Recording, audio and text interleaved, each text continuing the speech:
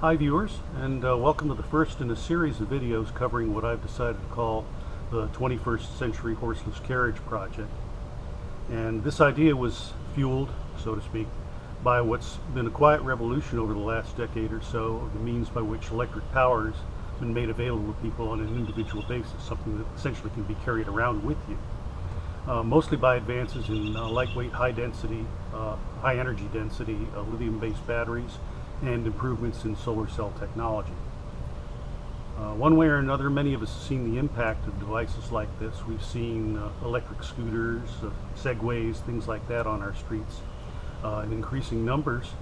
So on the low end, you've got things like the scooters and the hoverboards that people are using on an individual basis to get around, up through electric bikes, which are also becoming increasingly common, and electric motorcycles and electric cars like the Nissan Leaf and the Teslas, Chevy Bolt.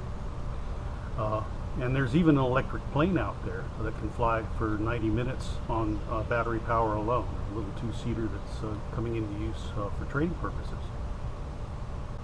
Some time back, I became interested in the idea of putting together an electric transportation vehicle, not built from the ground up or designed as an original piece of equipment, but combining existing off-the-shelf products that's more than a motorized bike, but not necessarily quite a full-fledged automobile, something in between. So with that in mind, I compiled the following mechanical and electric wish list for the kind of vehicle I wanted to put together. Okay, as far as mechanical requirements go, as I just said, one of the things that I want in putting together a package that meets my needs is that it be a combination of existing products that can be bought off the shelf. That is to say, I wouldn't have to do a lot of engineering and manufacture custom components to try to get a system together. To say that the components must be easily collectible or plug and play is sort of another side of the same coin, where you really want it to be something that somebody with modest mechanical skills, or electrical skills for that matter, can find it relatively straightforward to put together once they have the right items in place. One of the things that I wanted for this particular machine was that it be able to carry 2 passengers, which means right off the bat you've got something that's more than your average bicycle. It should also be able to carry from 50 to 100 pounds worth of baggage, which is, again, more than you'd really want to comfortably carry on a bicycle. So that was the second requirement. Also, I wanted something that would have the advantages both of a bicycle and an automobile, which sort of making a compromise between something that you could operate with pedals if need be, or with an electric motor if you happen to have that at your disposal. As far as electrical requirements go, of course, we've already said that there must be an electric motor of some kind involved in the package. Now, as far as this motor goes, it should have a battery where you can store energy to run the motor with. Most electronic bikes that you have out there now come with a battery that will run the bike for between 10 and 20 miles. What I wanted to do over and above that, though, was also have another reservoir battery that could be fillable from a solar source, or by a wall plug, or by, if need be, even a car 12-volt cigarette lighter type interface. So this extra battery would be sort of an intermediary between the various sources of energy coming in from the outside and the battery that actually drives the electric motor. So you'd have a 2-battery system. With that in place, what I was hoping would be to have a vehicle at that point that would have a range of up to 50 miles running on electric power alone. This could be extended by use of the pedals, so you'd have flexibility as to how much human energy input you could throw into the mix along with your electric power, but I insisted on a goal of trying to be able to go at least 50 miles on electric power alone.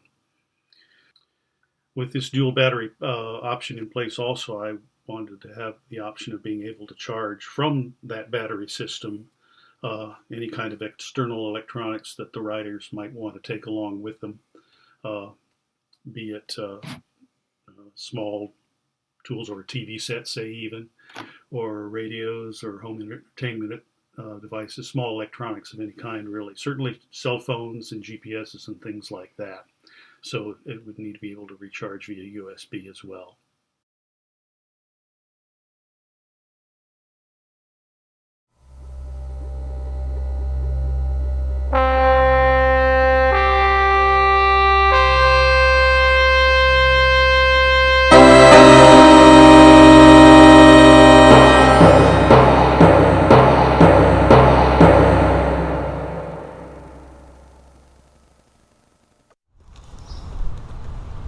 Okay, well, this is our what we came up with, and it looks like it was more in 1901 than 2001, but it has features that you couldn't have had in 2001 for love or money, and more on that in a bit. Basically what you see here is the Mark I version of a solar rechargeable dual passenger electric tricycle, and it's operable by one or two riders pedaling it, or by a hub-mounted front electric motor, which you control with a throttle like you would on a motorcycle. You can run one way or the other, or both in combination, so you can contribute as much or as little pedal power as you like to getting the thing moving. The tricycle itself is manufactured by the Worksman Cycle Company of Ozone Park, New York, and they've been making industrial and special purpose bikes and trikes for more than a century. In fact, before the turn of the last century they were in business. And they're the only manufacturer that I found that makes a trike that's in this kind of configuration, a side-by-side as opposed to tandem or otherwise. The rear wheels are 24 inches and the front wheel with the hub motor is 20 inches. It's available both in a single speed model and also with a 3-gear system, and that's on both sides, not just one. Gear shift levers, you can see here.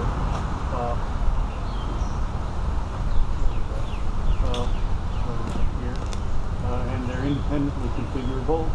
If somebody wants to ride in a lower gear than the other person, they can do that. You just be pedaling faster than your mate. And the reason I got a geared system was because the trike itself is a good deal heavier than your average bicycle. It weighs about 120 pounds. So if you're just one rider trying to pedal the thing yourself, even on level ground, it involves a fair amount of leg power. So having the lowest gear that you can get is a good thing to have with any kind of upgrade at all, and I can attest to that, since I had to pedal this thing 2 miles to our local e-bike dealer. I could have gotten this bike with an electronic or electrical motor option from the Worksman people directly, but I decided to go with a local outfit, adding on an aftermarket system because I wanted a partner that was local, that understood how the bike is put together and could do the job in case I got in over my head, technically or mechanically, with regards to the construction of the bicycle. So I did pedal it up to Orbit City Bikes, which is about 2 miles away from here, and had them look it over and see if they had one of their off-the-shelf kits would be suitable for aftermarket retrofit of an electric motor onto this particular trike. And they looked at it and they decided, yeah, they could do it. So I went with them, and they did have to make a few modifications to the front fork of the vehicle.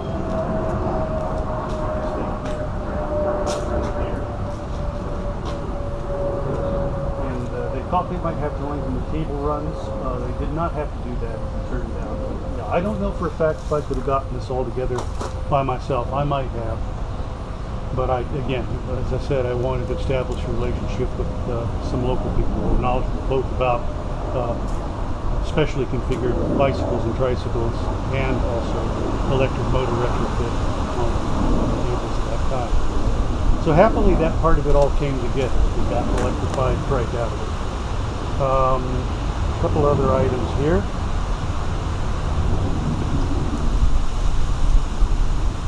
The trike has a load limit of 600 pounds. So you can fit two good-sized males inside on these captain seats here, and have a bit of room left over for freight.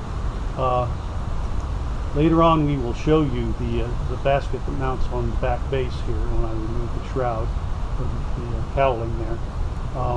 But it's a nice big basket. It's 15 inches by 21 inches, and in addition to that, I also mounted a wire basket about 2 feet above here, which you can see part of. And between the two of them, you have the capability of carrying 4 or 5 bags of groceries, say, if we were to go grocery shopping. So yeah, I wanted something that would carry 2 passengers and a good deal of freight.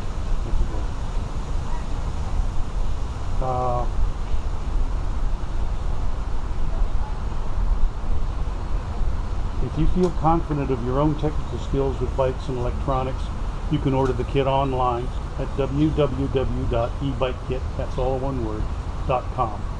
And they will come with an owner's manual and installation guide.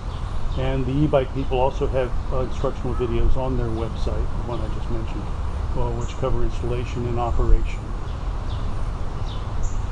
Okay, getting down to the various components of the electric drive here.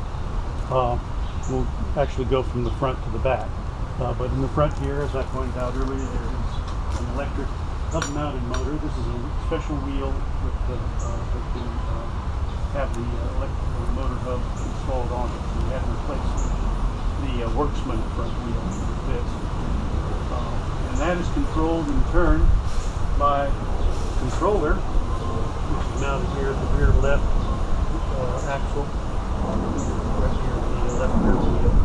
And that device controls the amount of current that flows through the motor and the amount of energy that is used to propel the front wheel. And that is controlled, of course, by the throttle here. And see on our tiller or our steering wheel, as it were. We also have a bell controls for adjusting the general strength of the motor, turning it on and off, and also this display here, an LCD display that will display the speed, miles traveled, the odometer, and speedometer, and also has an indicator for battery level.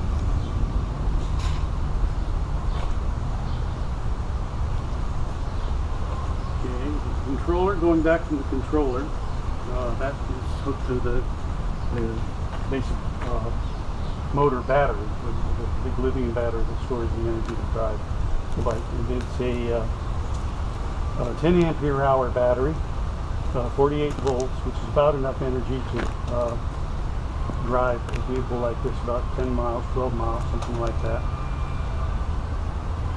And as you can see here, it's got this very nice durable aluminum case. It's weather resistant, water resistant, and theft resistant in that it's locked into place. You use a key that you can lock it into place with, so it's not easy to steal. At the same time, you can use that same key to take the battery off and out, and so in winter time, when you're mothballing the bike, basically you can take the lithium battery inside so it will be warm throughout the winter. You don't want to store a lithium battery in an environment that's below freezing for any length of time. It's not good for the battery. And the battery is rechargeable via a standard house current plug. It has a power supply which plugs into the wall and delivers about 2 amperes to the battery, which means that it charges up from empty to full in about 5 hours.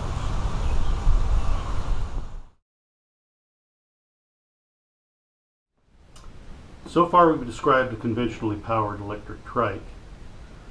As we said, we want to be able to enhance the trike's range and recharging options by providing it with the ability to collect solar energy and store it.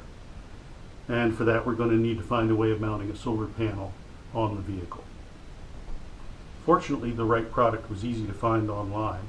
If you put the words trike canopy into your online search engine, a tubular steel frame and 27 by 31 inch canvas top listed as orderable through Amazon or Walmart and costing about $100 is likely to appear. These were designed to fit onto the rear basket bed of the Sun brand of tricycles. So I took a chance and ordered one and found that the holes in the basket bed of the Workman and the base of the canopy assembly did not match. So I had to improvise. Now, if you have the ability at home to drill and tap holes in steel, I would recommend doing that to the canopy base and bolting it to the basket base of the trike. I didn't have that kind of heavy power tools at home, so I resorted to the wisdom of these two folk heroes. The guy on the left is the one who saws a rectangular hole in a rowboat, installs a window screen there, coats it in miracle black goop, and then tells you it's again seaworthy. And the guy on the right is an adherent, again so to speak, of the notion that anything that can be stuck together hard enough doesn't need to be bolted together. He's probably never bolted anything together in his life.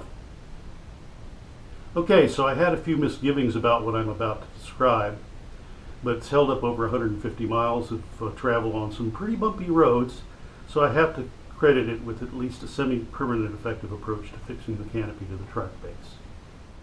So, let's go back to the garage again, eh? Okay, we've got the back of the vehicle exposed here so that you can see how the canopy makes to the bike frame. And I apologize for the loudness of the rustle of the trees, but we'll try to work around the wind as best we can.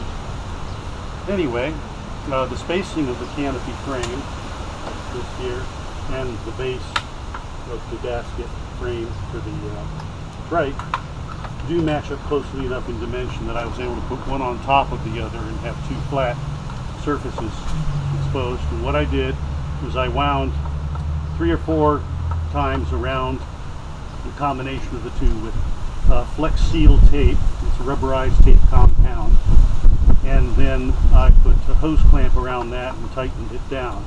And this really has proven to be very strong. Like I say, I've ridden the bike 150 miles and it's still very solid.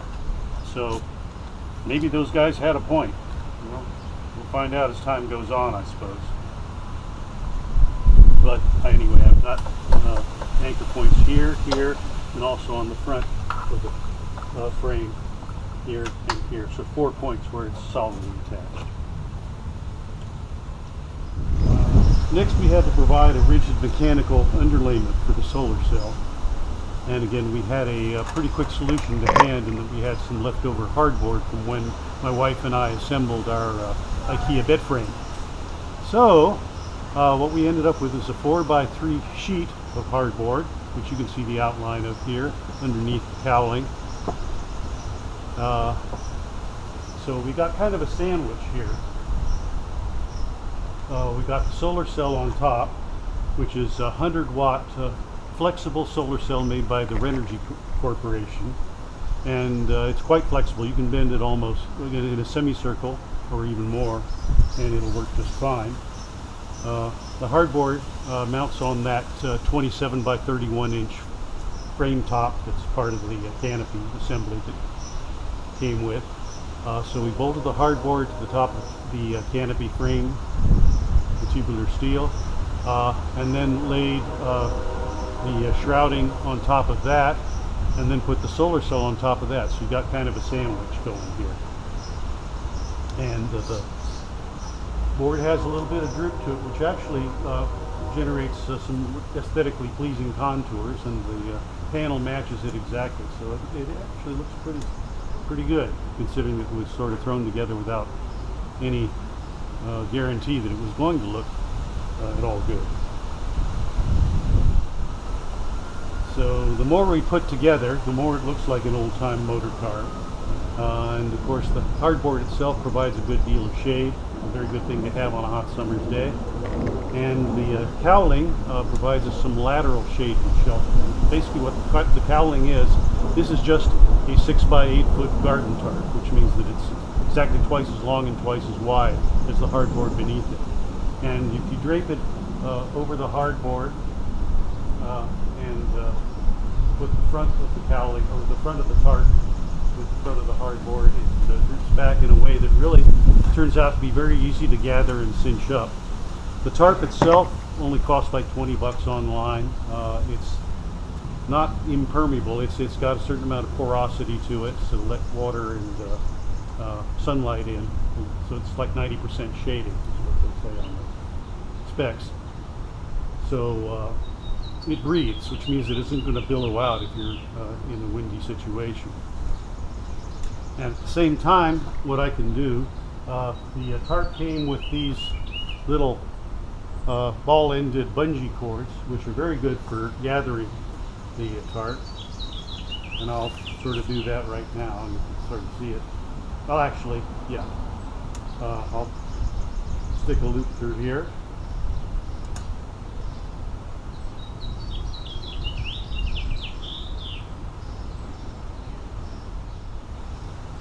And pull it taut, and you can put a little overhand knot in it. And it actually holds in place quite well. The bottom of the shroud here, I've got some bungees on the back of the seat frame, or not bungees, but carabiners on the back of the seat frame, and those can just snap into place like so on that side. And we'll do it on this side too.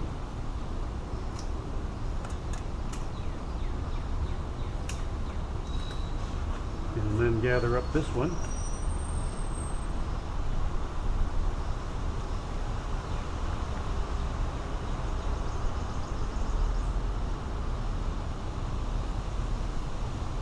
Again, pushing the loop of the bungee through the two grommet holes on the side of the shroud, bringing it back around over the ball, pulling it taut, and then again you can put a little overhand knot in there to provide some more stability.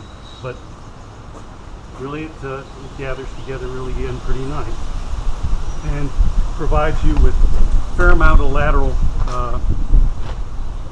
shelter here. It'll keep the rain off from the side as well as from the top. Okay, now that we have our solar cell in place, we can address the question of how to get energy from the solar cell to our bike battery, which is driving our motor.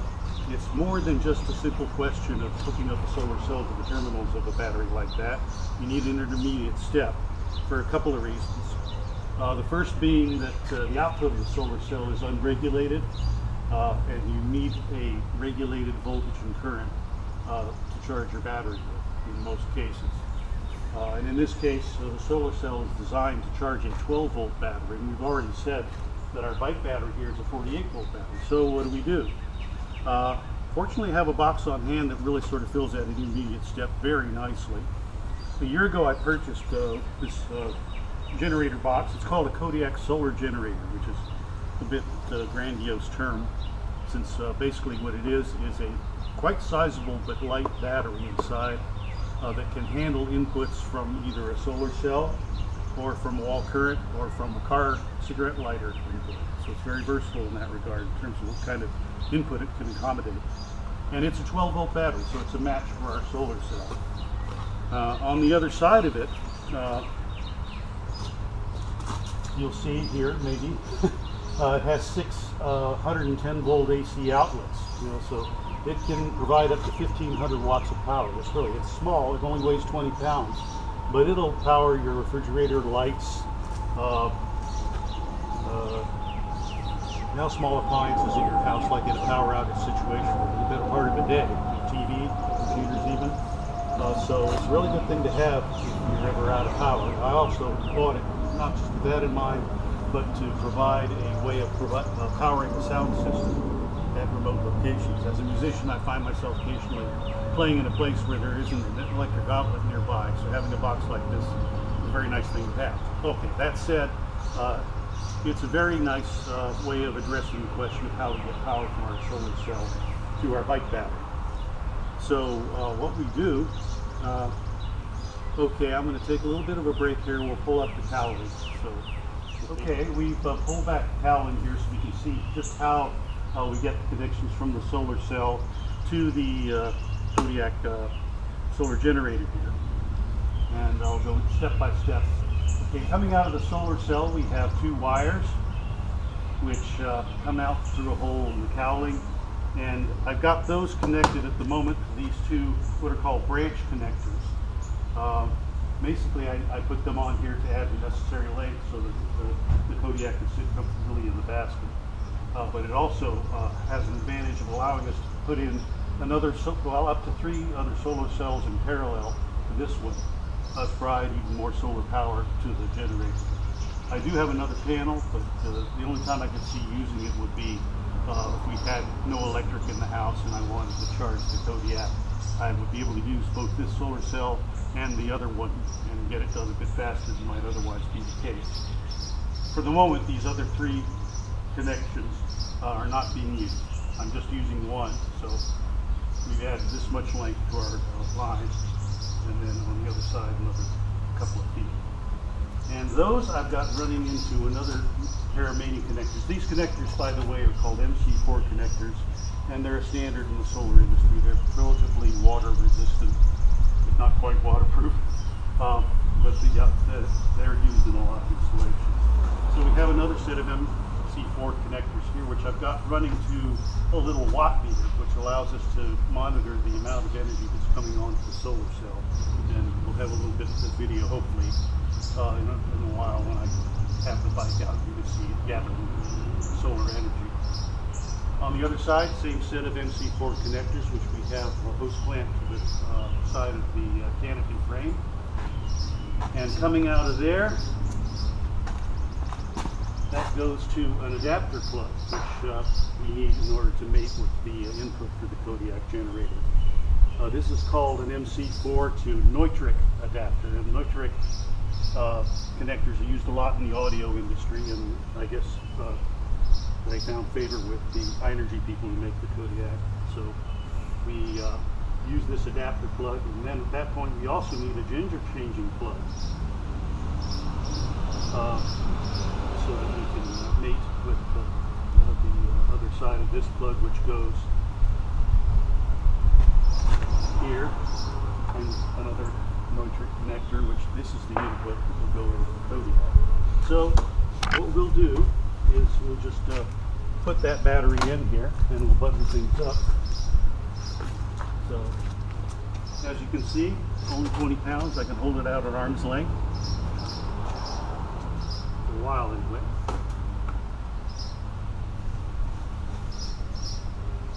And then we'll let it sit in.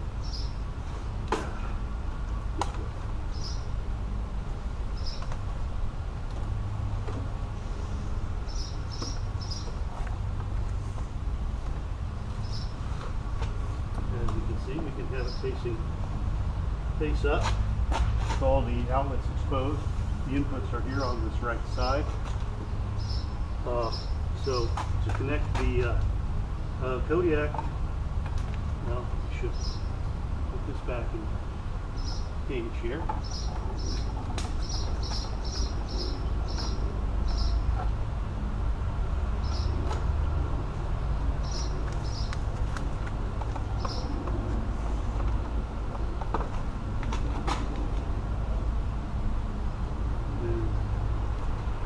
Plug it in.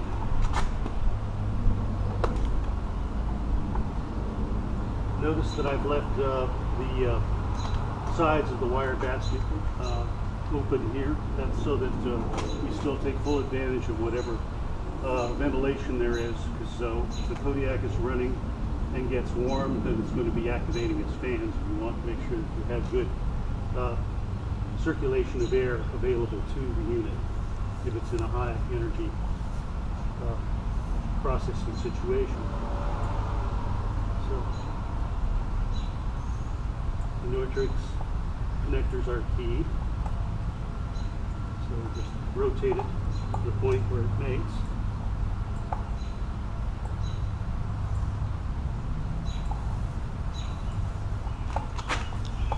There we go. Okay, we are connected now. I'll tuck this down in here. So, okay, we have a good connection now between our solar cell up here and our storage battery, our reservoir battery, if you will. Oh, it's now sitting down in the basket,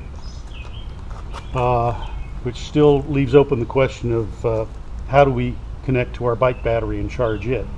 Well, if you remember, I said that the bike battery had its own wall charger. Well, now the trike is essentially carrying its own set of 110 outlets. So all we need to do is plug the bike battery into 110 and take the output from its charger, which is here, and that can be carried, well, it can sit on the seat or it can be carried up here in the other second basket, and you bring that down, and the connection to the battery, the bike battery that is right back here. So we just plug that in, and if we look at our, okay, I'm going to bring this up. Right now I don't have the Kodiak battery turned on yet, but if I do turn it on, it's fully charged. And you can see you've got a red light here on the bike battery, which is an indication that the bike battery now is being charged by the Kodiak battery, which in turn is being charged by whatever sunlight we're getting on here. And we're mostly in a shaded environment right now, so you're not going to see much. This readout here will show us how much solar energy we're getting. And just for the sake of argument, I think what I'm going to do is pull it out into full sunlight, which we got some down here on the curb. So we'll cut the video here and then resume when I've got the trike in position. Okay, we've moved the trike into position so that the solar cell is receiving unshadowed sunlight. It's about 4:30 in the afternoon on a May day. It's kind of a milky sky, so it's not full hard sunshine is would be the optimal case, but this will be good enough to show you pretty much how it's working. Now, if we look at the display here on the Energy Kodiak solar generator, it's giving us a readout. The lower right here, it says 125 watts. That's the amount of energy that the Kodiak is using to power up its own internal electronics and also the bike battery. So the bike battery should be receiving 48 volts times 2 amperes, it's about 100 watts. And we have a bit more than that because the Kodiak is using a little bit of energy too. So generally you will see maybe 125 watts worth of power being put out by this battery. This would be the same event as any other battery that you were to throw in. They would be using about that much energy. And this is just a small fraction of what this particular box can put out. So you would easily be able to get by with a smaller solar generator than this one. So if we come around to this side, I've got our inline watt meter here. I'm not sure how easy it will be to see on the camera, but it's reading somewhere between 13 and 15 watts of solar energy coming into the solar cell. So if it was a really bright day closer to 1 in the afternoon, we'd probably see 50 or 60 watts. But as it is now, as we're moving into late afternoon, it's about maybe a quarter of that. But the solar cell is providing a constant input and serving to recharge the Kodiak battery to some degree. I've done tests in the past where if we had a really bright sunny day, I monitored the energy coming in from about 9 in the morning to 6 in the afternoon. And it also keeps a running total in that case of how many watt hours of energy you harvest in that amount of time. And I got 320 watts last time I did that. And that's pretty near optimal. So you might expect 400 on a really, really good day. Which translates to about 6 or 8 miles worth of range, so it's not an inconsiderable amount.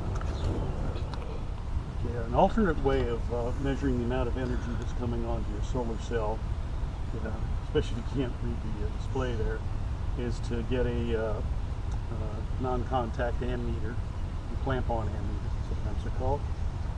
And so I'm going to zero this out,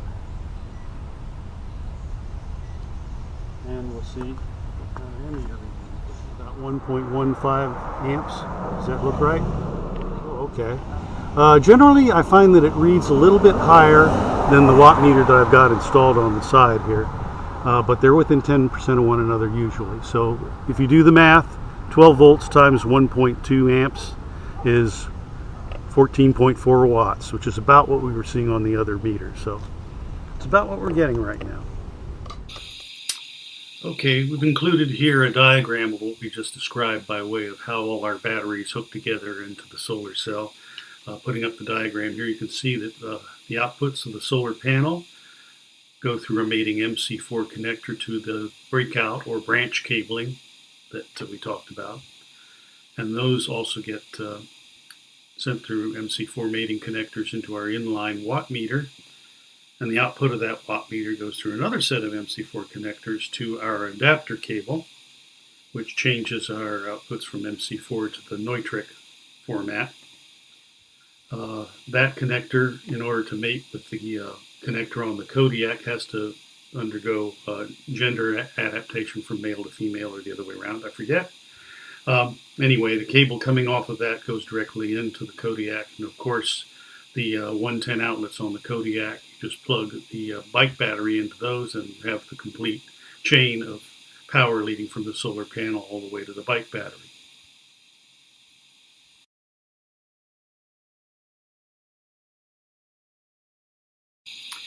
Okay, now that we have our trike's energy transmission system in place, we can do an inventory of just where our energy comes from and how much we can expect to have in the course of a sunny day's trip, for instance. So if we start with the assumption that we have a fully charged motor battery, that's a 48 volt battery and its capacity is 10 ampere hours. That means that it can store 480 watt hours of energy.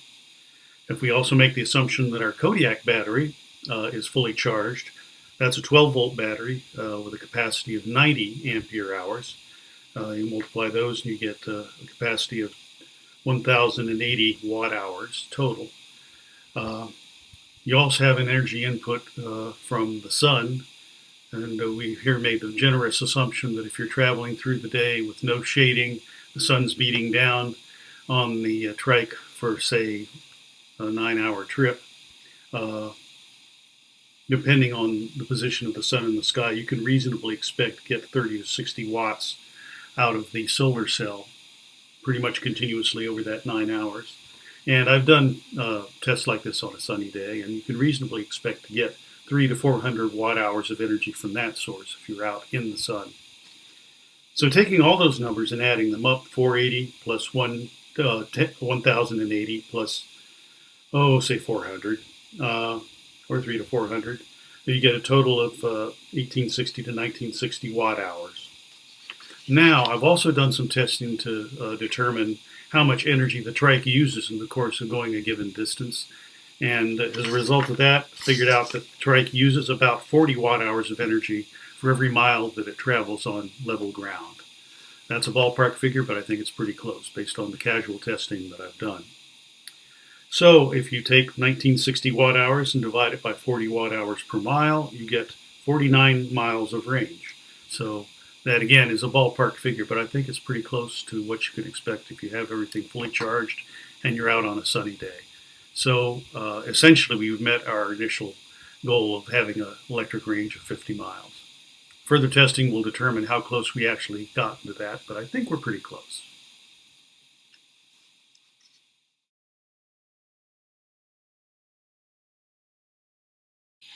Okay, now that we've gotten our trike pretty much put together, we've arrived at the question that's probably in the forefront of most of your minds, and that is, how much did all of this cost? So what I've done here is got a list of the expenditures associated with getting the trike together, most of which fall in the category of the trike itself and the electric conversion kit that went on it. So the trike, with the options that I chose, the 3-speed gear shift, and I got things like a bell and fenders on the front, and or a fender. And the cost of the trike was about $1,664 plus a $240 delivery fee from their factory in South Carolina. And the electric conversion kit basically is broken down into two major items. The e-bike kit itself, which is the wheel with the motor, brakes control, and display. That retails for $598, I think it is. And the battery, the 10 ampere hour aluminum case battery, cost $665. So right there, you're talking about nearly $3,000 in expenditure for those items.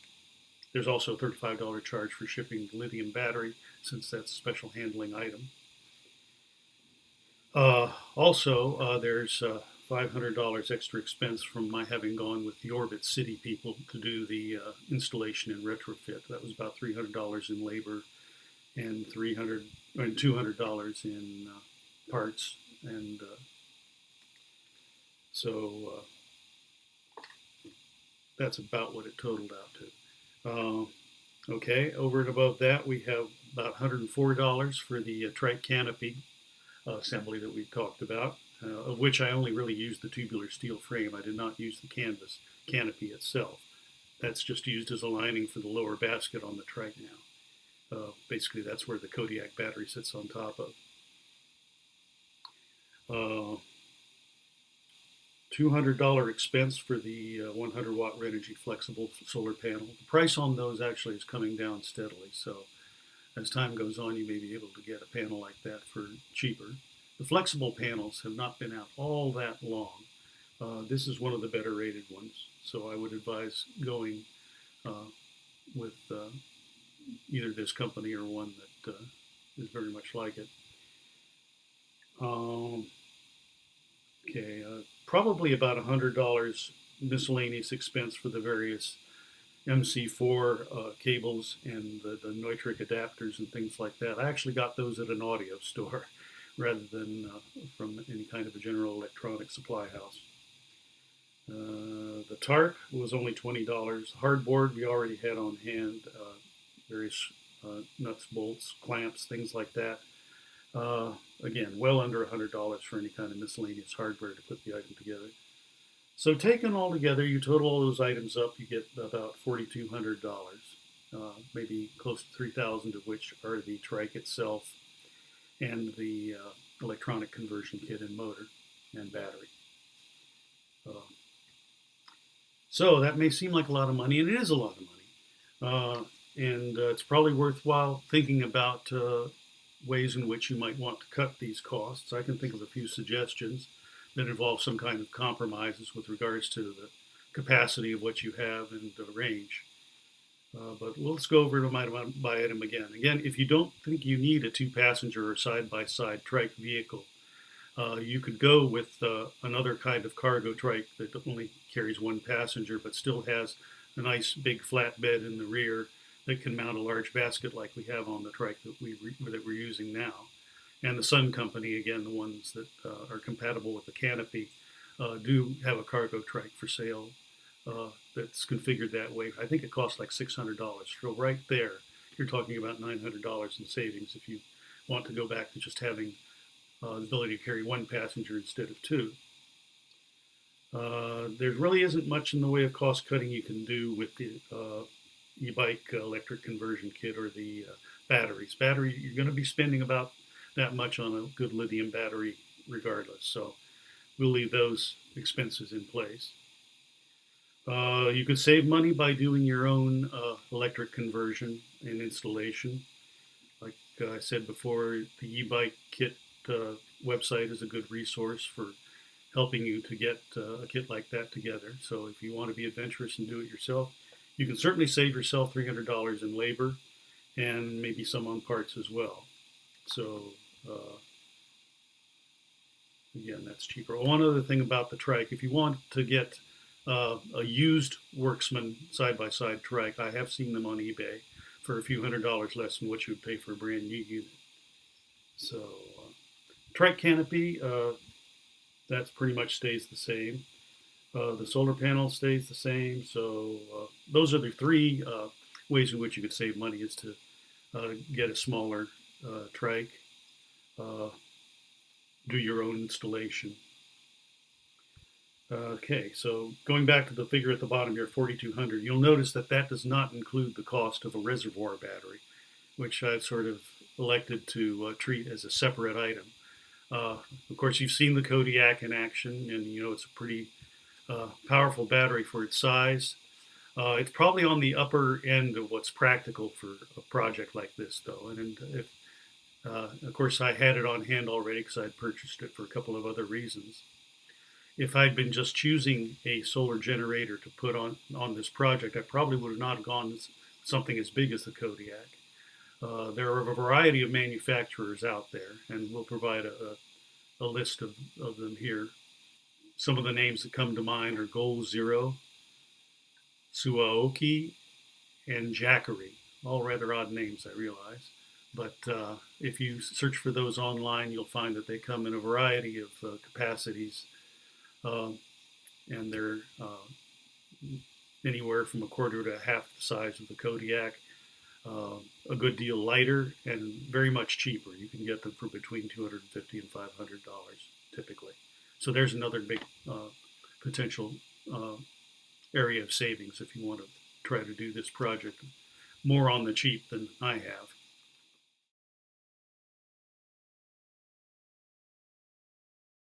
Now that we have our 21st century horseless carriage, we can begin to explore practically the ways in which it might both be useful and fun for us.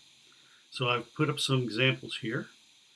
It'd be very useful for neighborhood errand running. You know, rather than taking your Enclave or your Denali or your Lincoln Navigator and burning half a gallon of gas on a 4-mile round trip to the 7-Eleven to get a six-pack, you could get there and back with the trike in maybe half an hour's time or less. And if you have a residential route to get there, even better. The trike is capable of carrying quite a few bags of groceries, so you could do a full grocery shopping and carry home all your groceries in the vehicle.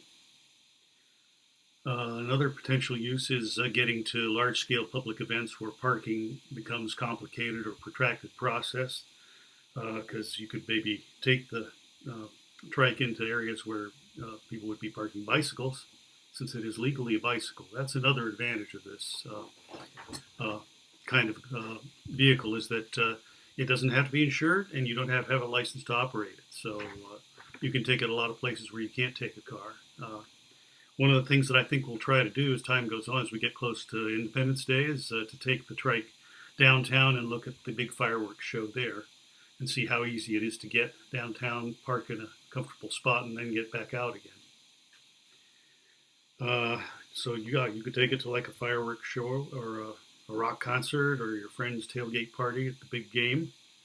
Of course, in a case like that, what you need to do is make sure that you know where bicycles, in fact, are allowed to go before you get there and find out that that isn't so. Third use for this particular kind of contraption is as a roving vehicle. If you are one of those people that has a large RV or any other kind of land yacht, rather than towing a car, which some people do, things are called tows for that reason. Small sedans that are towed behind an RV, so the RV can park itself in the trailer park while you take the little vehicle to do your shopping and reconnoitering. You could do that in this vehicle, and I don't have an RV, so I don't know exactly where you'd put it, but it might turn out to be a really pretty easy matter to take this trike and keep it somewhere in or on the RV and use that as your ranging vehicle, roving vehicle, as it were. And one big use I thought of for this particular kind of trike is a way for people who, since you have complete control over how much or how little you use your pedal power in keeping the thing moving, it's a way for people who might be facing cardiopulmonary issues or have arthritis to exercise within the limitations of their physical capabilities and commit to a wider range of activities, since you have the relative guarantee of electric power. So people who maybe enjoyed bike touring in their younger days but don't do it anymore because they're afraid of being ending up in a situation where they're over their head or they don't have the energy to get back from a long extended trip. This is a way of addressing that doubt and maybe getting back into touring or enjoying it for the first time, even as a senior citizen or whatever. So there's a lot of potential there too. Of course, anything like that should be done in consultation with your physician. I'm going to say that just so that I've covered that base. Okay, I guess that takes us up to the end of this video, except for the fun part. Okay, now for the fun part. We'll be taking a trip around the block. We'll be going down into a ravine and then up the other side on a 5% grade hill, and then across the bridge and then back here home. Should take about maybe 5 minutes, I think. So without any further ado, we'll get the key to the trike and we'll turn it on and head on out.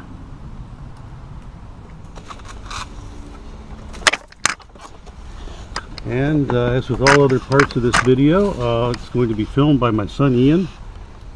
He gets his cameo at long last. And we'll turn the trike on, and you can see that the display is coming up here. So far we've traveled 136 miles, so I exaggerated a little bit when I said 150, but we'll get there. So we're going 0 miles per hour right now, but we have full battery here. So off we go.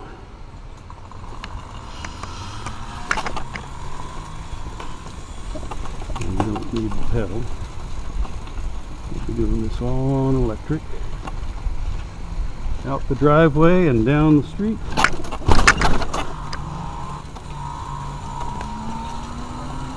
So we're taking the baby carriage. Howdy.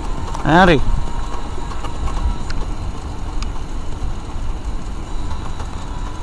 What a day.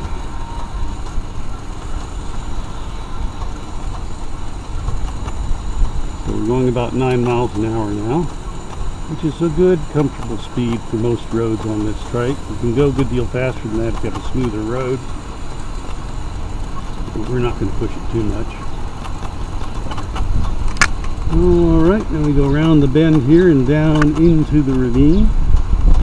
Maybe we'll get some shots of our little garden patch on the left here, which has seasonal flowers blooming throughout the growing season.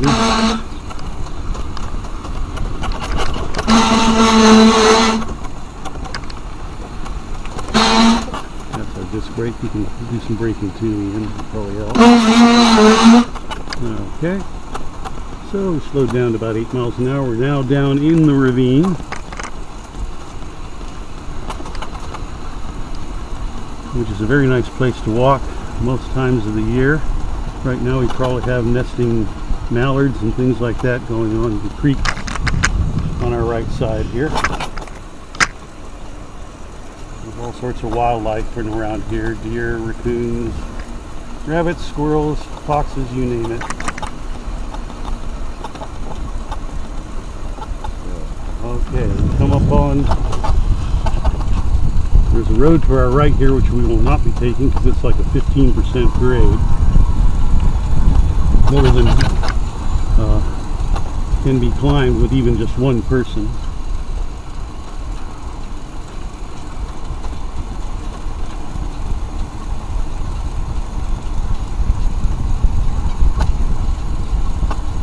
But yes, I said we have deer down here and there's a sign to prove it. Maybe we'll be lucky enough to see one. They do show up every now and then. Okay, we turn to the left here up the road called Bryn Hills. And we'll be seeing if we can make the trip with 2 people, 400 pounds of human beings.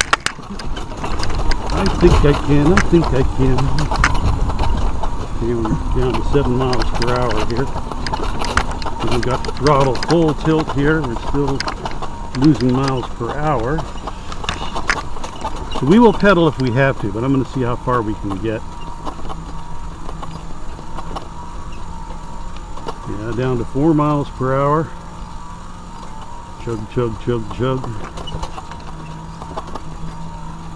This is sort of the acid test for the kind of terrain that you could expect a vehicle like this to negotiate. We're holding our own at 4.2 miles per hour here though, so that's good. And we get around this bend here, the grade will flatten out a bit and we should be okay. Now we're down to 3.9. A little bit of buzzing. 2.9. 3.0. 3.1.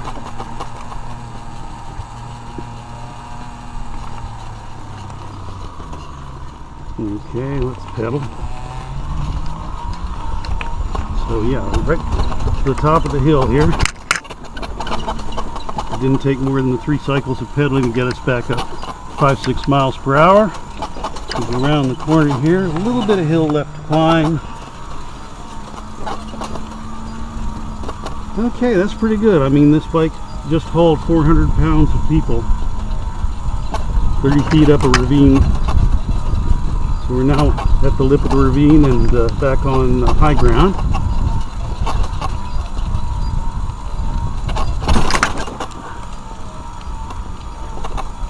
Okay, so some very nice peonies over here on the right. Now that we're on level ground, we're back up to 9 miles an hour.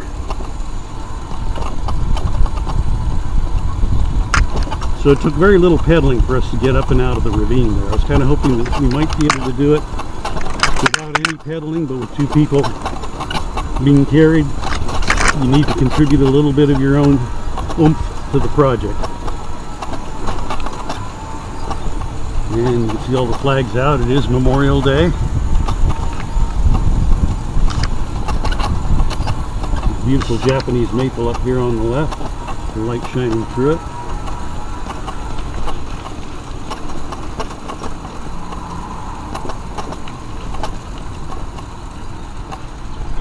Okay, we've got a fairly major street here. Turn right onto it.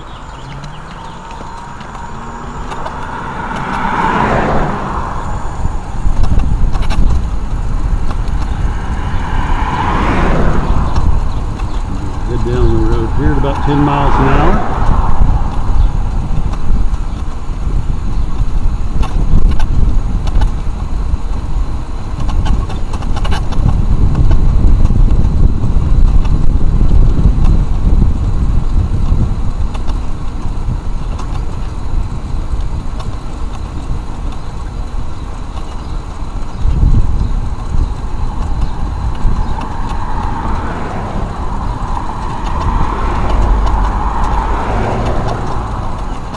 And we're coming up on Calumet. That will be a right turn first. Signal.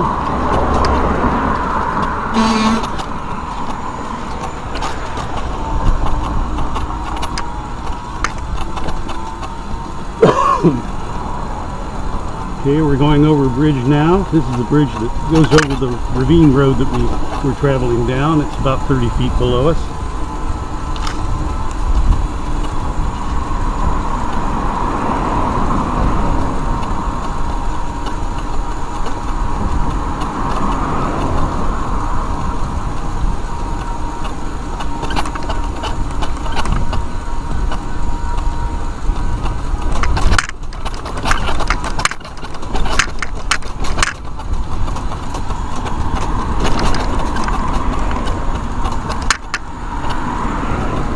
And we'll turn back into our residential road here.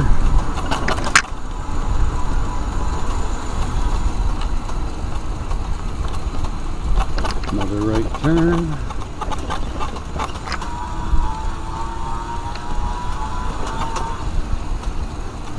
And now we're traveling back along the north side of the ravine.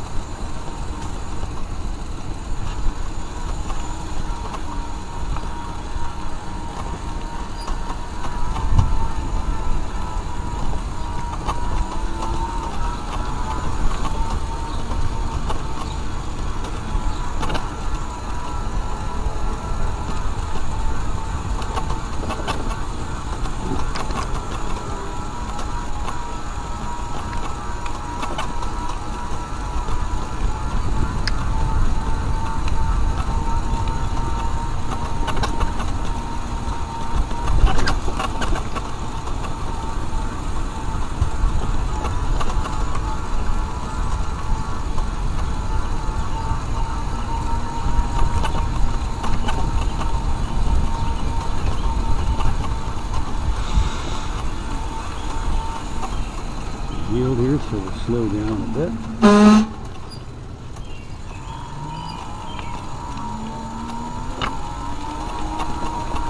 This bike has coaster brakes. That's what you're hearing whenever we have to press down on them. And whether that means they need adjustment or what, but they do make a bit of noise if you have to come to a hard stop, which I rarely do actually, because we don't get up to all that great of speed. So you mainly notice it on steep hills. Okay, we're on our home street again. Turn right onto it, and somebody industrious has put flags all along the boulevard here.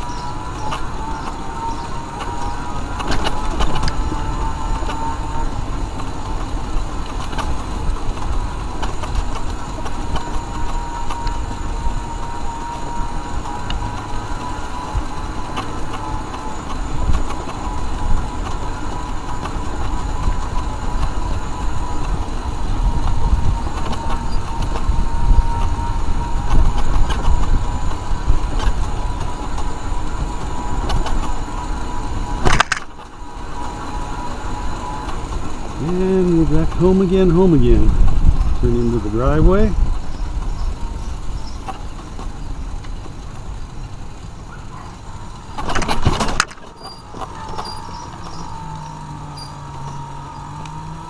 Again, there's a slight grade there.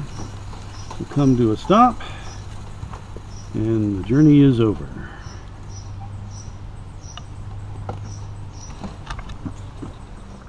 Well, we hope you enjoyed this video and that you might be motivated to put together a trike of your own. It doesn't have to look exactly like this, of course. And as I said before, I really haven't invented anything new here. There are solar trikes all over the world being used as pedicabs and other transportation vehicles. You find them in Southeast Asia, South Africa, Europe. There are plenty of videos online if you want to go exploring other people's alternate approaches to the same general idea. So yeah, I hope you're motivated to put together something of your own, and that you find outlet for your own inventiveness and maybe a way to do it faster, cheaper, better, whatever. This is just one take on the subject. So we'll be making more videos as time goes on, probably do a range test to see if my expectations and hopes for the range of this vehicle actually pan out. That'll probably be the next one. And maybe a trip downtown to see fireworks. Hopefully that's in the cards too. So yeah, watch this space, like this video, whatever the people do on YouTube to provide support for videos they like. I didn't know this one was going to be nearly an hour long, but one of the great things about YouTube is that you can sort of hop through it and decide what you want to take a look at. You know, I've tried to tell you everything I know about putting something like this together and make it as easy as possible for any of you out there to try to do something comparable. So good luck to you, and hope to see you in future videos. Bye-bye.